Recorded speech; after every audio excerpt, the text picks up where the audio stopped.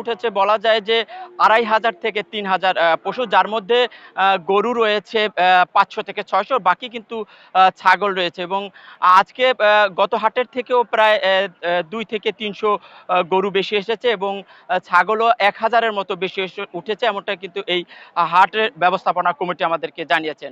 আর শরীয়তপুরে যে ২৩টি স্থায়ী পশুর হাট রয়েছে তার মধ্যে কিন্তু একটি বিশাল হাট এই সখীপুরের হাট, এবং এই হাটে কিন্তু সব চরাঞ্চলের বেশ পশু উঠে থাকে এবং দূর দূরান্ত থেকে পাইকাররা আসেন এবং কেনা বেচা হয়। আজকে যদি দরদামের কথা বলি, গত হাটের থেকেও কিন্তু আজকে গরু প্রতি ৫,০০০ থেকে এবং ৫,০০০ থেকে প্রায় ৬,০০০ টাকা বৃদ্ধি পেয়েছে পশুর দাম, এবং সেই ক্ষেত্রে ছাগলের দাম কিছুটা কমেছে।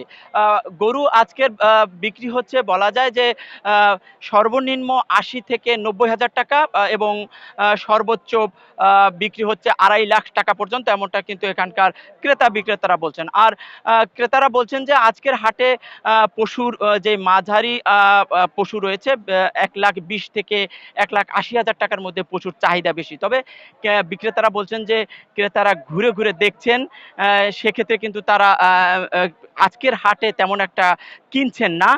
পরবর্তী যে হাটগুলো আছে সেই হাটগুলোর দিকেই তারা বেশি মনোযোগ দিয়েছেন। তবে দরদাম শেষে আজকে দিন শেষে কিন্তু ৩০০-র মতো পশু অর্থাৎ গরু বিক্রি হবে এবং ১,৫০০-এর মতো ছাগল বিক্রি হবে, এমন কিন্তু আশা করছেন এখানকার হাট ব্যবস্থাপনা কমিটি। আমরা দেখেছি যে হাটের পাশেই কিন্তু পশু প্রাণী সম্পদ কার্যালয় থেকে একটি ভেটেরিনারি মেডিকেল টিম আছে, তারা কিন্তু পশুর সার্বিক ব্যবস্থাপনা, অর্থাৎ পশু যদি এই গরমে হিট স্ট্রোক করে সেই ক্ষেত্রে তাদের ব্যবস্থা নেবে এবং সব ধরনের চিকিৎসা দেওয়ার জন্য প্রস্তুত রয়েছে। হাটে কিন্তু আইন শৃঙ্খলা বাহিনীর সদস্যদেরও আমরা দেখেছি, এখানে পুলিশ নিরাপত্তার দায়িত্বে রয়েছেন।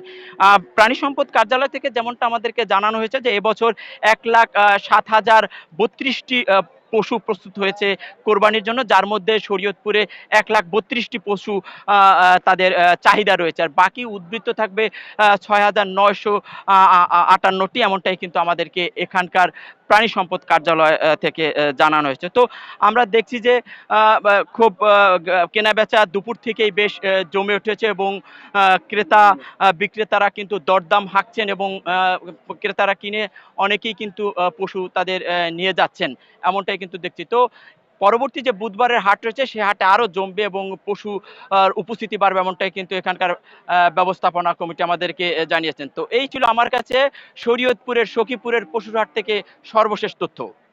ওয়ালটন ফ্রিজ কিনে